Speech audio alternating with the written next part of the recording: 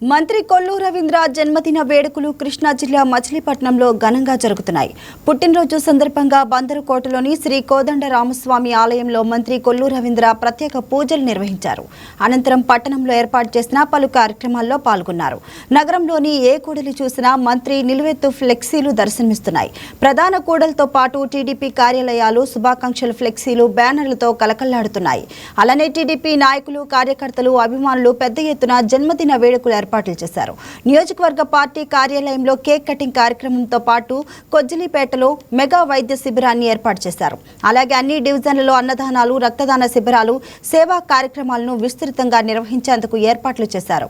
రాష్ట్ర అభివృద్ధిలో కీలక పాత్ర పోషిస్తూ మచిలీపట్నం నియోజకవర్గ ప్రగతికి విశేష కృషి చేస్తున్న మంత్రి కొల్లు రవీంద్ర నిండు నూడేళ్లు ఆయురారోగ్యాలతో సుఖ సంతోషాలతో వర్ధిల్లాలని పార్టీ నాయకులు, కార్యకర్తలు, అభిమానులు ఆకాంక్షిస్తూ జన్మదిన శుభాకాంక్షలు తెలియజేస్తున్నారు.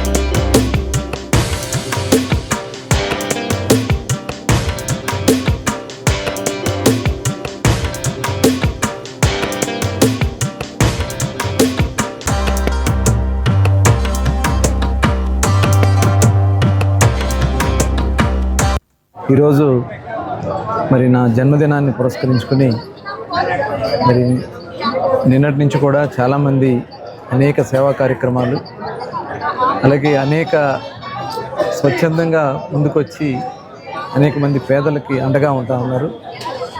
వారందరూ కూడా మనస్ఫూర్తిగా అభినందన తెలియజేస్తాను. అలాగే చాలామంది ఉదయం నుంచి తెల్లవారుజాము నుంచి శుభాకాంక్షలు తెలియజేస్తున్నారు.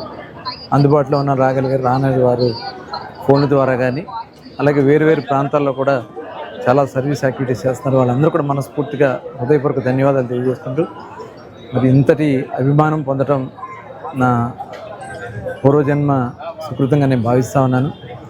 పెద్దలు, మా తల్లిదండ్రుల ఆశీర్వచనాలు, అలాగే నాకు పునర్జన్మనిచ్చిన మరి రాష్ట్ర ముఖ్యమంత్రి నారా చంద్రబాబు నాయుడు గారి ఆశీర్వచనాలు తప్పకుండా మరి రాబోయే కాలంలో మరింత సేవ చేయటానికి, ముఖ్యంగా ఇది నేను ఒక బాధ్యతగా తీసుకుంటా ఉన్నాను.